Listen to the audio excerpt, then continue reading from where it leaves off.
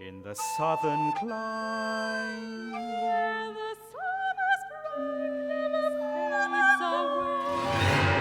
bright, summer's prime never fades away.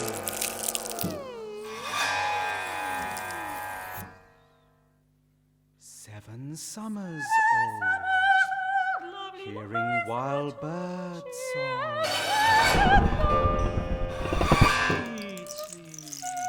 If your heart does ache, then let lice away. If my mother said, lice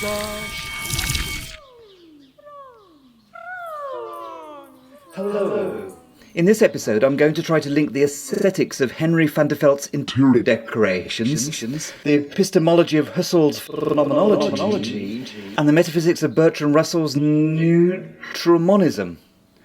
The latter will be treated only briefly, but I hope this will serve as an introduction to a deeper look at the matter in a forthcoming episode. During the first decades of the 20th century, the tensions between the subjective orientation of the idealist tradition and the objective orientation of the positivist realist tradition could no longer be held together by the characterization of analogies between the two, as posited by the Weimar identity thesis. In the wake of new discoveries in physics and chemistry, the identification between the realms of mind dependence and mind independence was declared, in metaphysical terms, to be a mere marriage of convenience and lacking in substance. The wide gulf that had opened up between the two theoretical paradigms, as wide as the gulf had been between nominalism and metaphysical realism in the late medieval era, was considered irreconcilable. On the one side of the divide was a logical positivist approach of the Vienna Circle, introduced into music by the atonalism of Arnold Schoenberg, and then later expressed by way of the serial technique developed by Anton Webern. On the other side was the burgeoning phenomenological tradition, initiated by the work of Franz Brentano, who taught Edmund Husserl, also at the University of Vienna, and which became embodied in the expression of Strauss and Mahler. I'd like to look at the latter of these traditions, and in particular the work of Husserl, whose work is very much a follow-on from the idealist tradition. To consider these ideas, I've come to the Haus Hohe Pappeln, which is a half-hour walk outside Weimar and not far from both the International School and the Belvedere Schloss.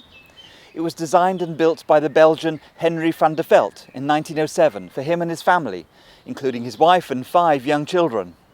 They lived here for 10 years until the increasing enmity towards non-German nationals during the First World War forced him to sell the house and return to his native Belgium.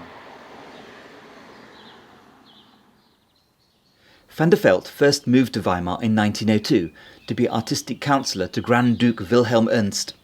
He'd abandoned painting a decade or so earlier, but made a reputation for his work in decoration and interior design, in cutlery and silver and goldsmith work, and in fabric design, and so forth, fusing together the fine arts with practical crafts in a manner encompassed by the Art Nouveau tradition.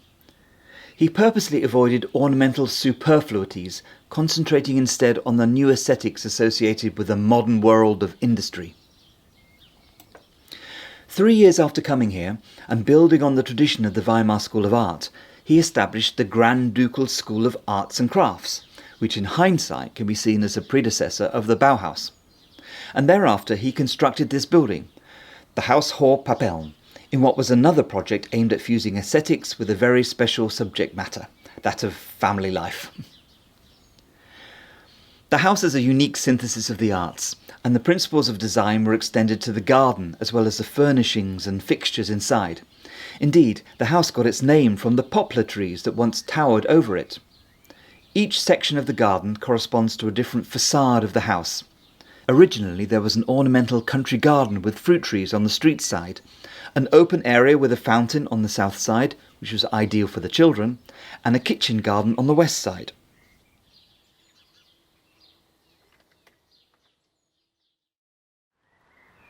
It's a beautiful spot, and there could be no better place for considering Van der Velde's contemporary Husserl, especially given I've brought a box with me. It's rectangular and wooden. It's not very heavy.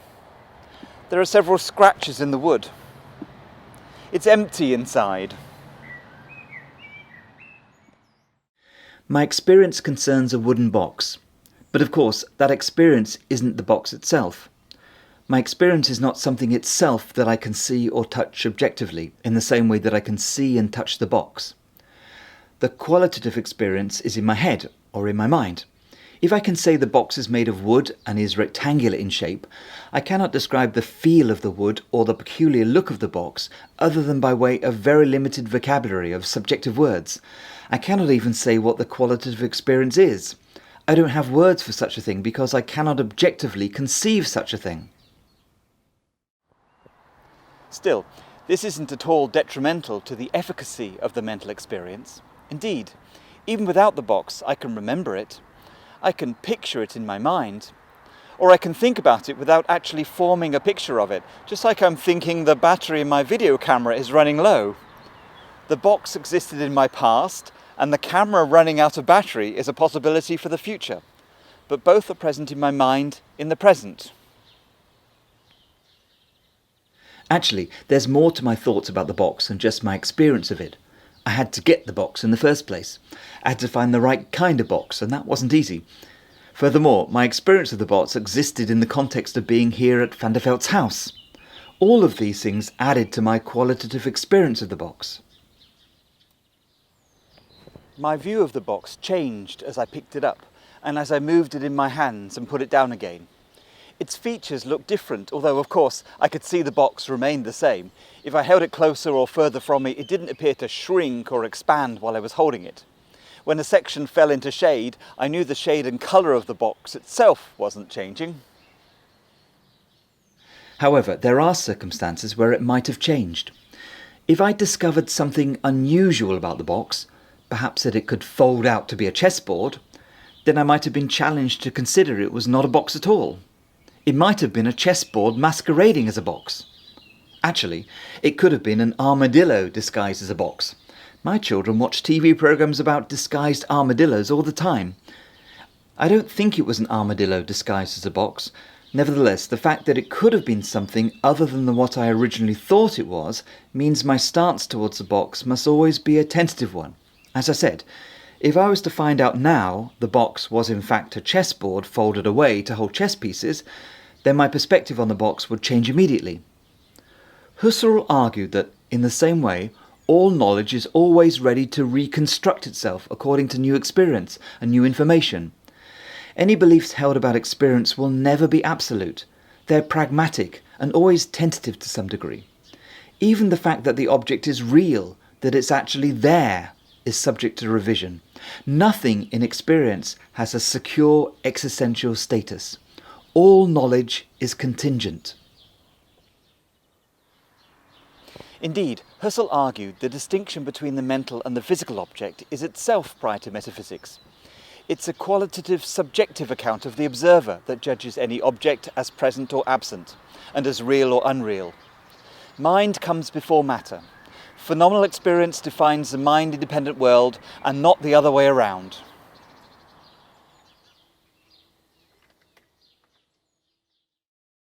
In his logical investigations, Husserl shifted his attention away from mathematics to look more closely at matters of epistemology. He was respectful of the work of conventionalism, which argued that any ontology pertaining to fundamental principles of existence is ultimately founded upon historical matters and their expression by way of shared cultural perspectives, rather than by any objective reality. But he felt the limitations placed upon empirical knowledge as a consequence didn't go far enough. They didn't recognise the importance of investigation into the conventions themselves, including an investigation of consciousness and the human experience of mental states. Consequently, he sought to differentiate his work from both naturalism, as represented by the work of Haeckel, who seemed to ignore matters of epistemology altogether, and historic relativism, as represented by the work of Nietzsche, which seemed to view empirical insight into the mind as impossible. He wanted to create a third way that would look at the nature of thought. In this sense, Husserl stands firmly in the idealist tradition. Sebastian Luft said that Husserl's phenomenology is an enterprise committed to philosophy as transcendental idealism. Pre-transcendent phenomenology, prior to the reduction, can be characterized as a form of realism consciously employing an anti-metaphysical and anti-transcendental method of simply describing mental phenomena in their givenness to consciousness. Edmund Husserl taught at Halle, about 100 kilometres to the northeast of here, and then, immediately after publishing his logical investigations at the turn of the century, circumnavigating Weimar, he taught at the University of Göttingen, about the same distance to the northwest. If the metaphysical realism underpinning positivism was now encompassed by the physical realm, rather than the additional ontological realm posited by the Neoplatonic and Augustinian tradition, then the notion of the mind-dependent world was not significantly different from that outlined by Kant and other German idealists, or even medieval nominalists of the Aristotelian tradition. Indeed, the epistemology of Kantianism had a strong influence on Husserl and his continuing definitions of phenomenology. He called his work Transcendental Idealism because he felt he couldn't escape the epistemological limitations of knowledge certainty, although he rejected the division of knowledge into distinct modes, whether the Kantian model of the transcendental, or that of the ethical or aesthetic, or the model of three levels I've used to characterize mind. He agreed with Nietzsche when he said that all knowledge and experience is fused into an experiential whole. Husserl proposed the notion of a life world as the experiential context of that whole, not as a form of cultural relativism in the tradition of Herder and Nietzsche, but as a unified entity of mind out of which all other notions emerge. Husserl argued that, like art, phenomenology aims to privilege the world as experienced. Accordingly, phenomenology is aesthetics. He urged overcoming the context of objectification associated with level 3 processes of mind and that underpinned empirical knowledge because they obstructed the constituents of the experienced world. The phenomenal realm of immediate experience is distorted by judgments and opinion. However, in contrast, the phenomenal realm in itself doesn't require the subject to dwell upon previously extant constructs of truth. It doesn't require constructs derived of convention. Husserl believed that, undistorted and in its original state, the phenomenal mind can be the foundation of unadorned creation. It entices truth into being.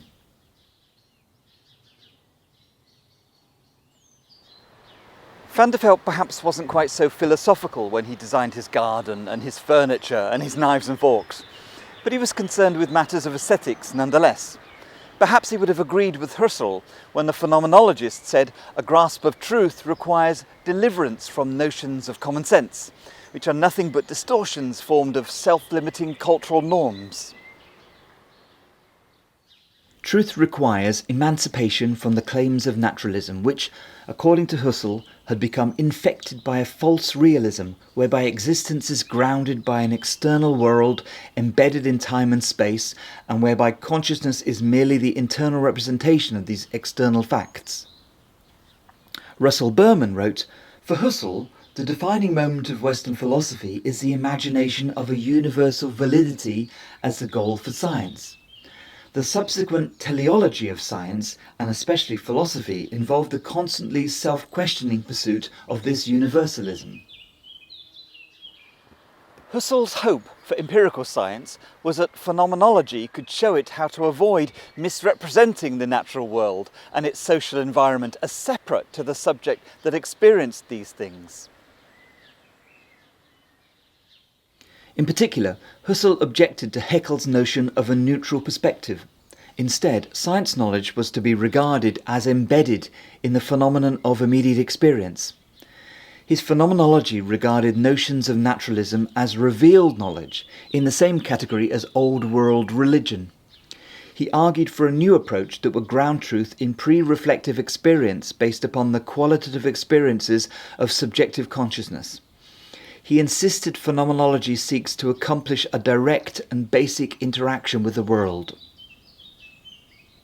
Phenomenology posits that if qualitative experience, including qualitative experience of boxes, is made subject to the vivid imagery of eidetic intuition, thus reducing the phenomenon to its essential features, then it's possible to use the free imagination to identify which properties are essential and which are trivial. The outcome of this eidetic process is thereby to be considered a constitutive phenomenology whereby the subject can become aware of how an object develops. The same goes for music. even Strauss's Electra, which can be reduced to its core features, thus allowing the imagination to perceive those attributes that are meaningful and those that are not, to distinguish the spirit of Iphigenia from the rest. Rochus Sauer said Husserl conceives of phenomenological eidetics as a non-empirical descriptive science, or the subjective and intersubjective sphere of world constitution made accessible by the phenomenological reduction. It's a reduction that can consider both the nature of experience itself, with its different levels, and also the temporal phases, which are of particular importance in music. The subject recalls its previous steps and anticipates its next steps. Thus, while the Iphigenia is perceived as a musical object in the moment, still she has continuity. She is perceived not as an arbitrary arrangement of pitches, but as a unity existing over time. I'd like to finish by considering how, while Van der Velde explored matters of human identity by way of aesthetics, and while Husserl explored similar realms by way of phenomenology, Bertrand Russell at Oxford University took yet another path. Typical for a mathematician, he was not so much interested in the beauty of numbers, or what we could know about numbers, but what numbers actually are. Not how we experience things, but what is the metaphysical nature of existence. Russell explored the theory of neutral monism, which argues that existence comprises of one basic substance that is not exclusively mind, as his idealist colleagues would do, or matter, as his physicalist colleagues would do.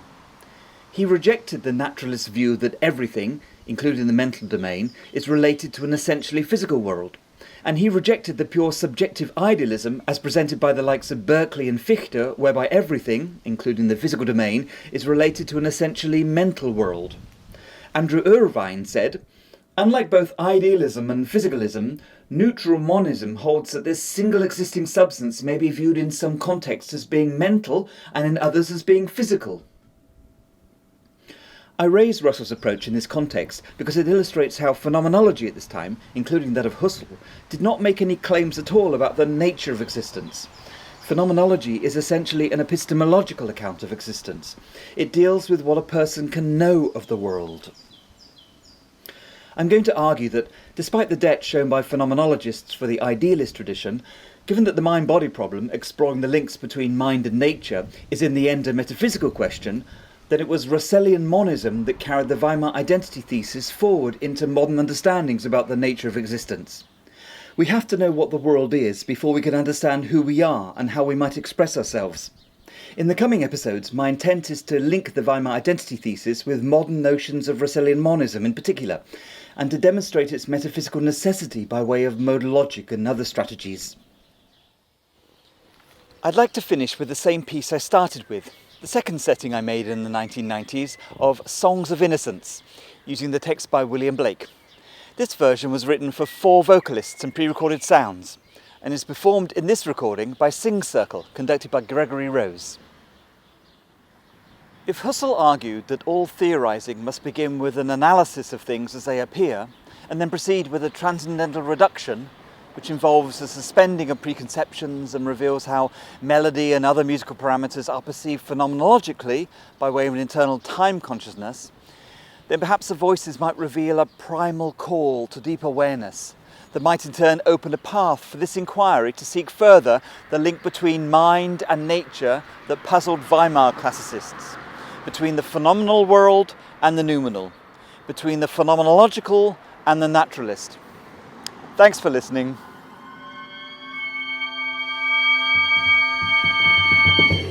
Of delight, come hither. See the opening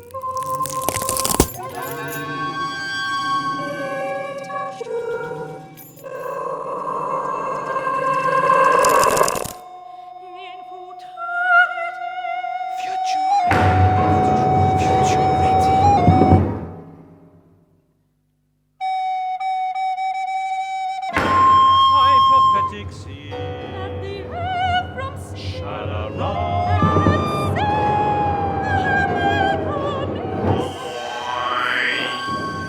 And the desert wild became a garden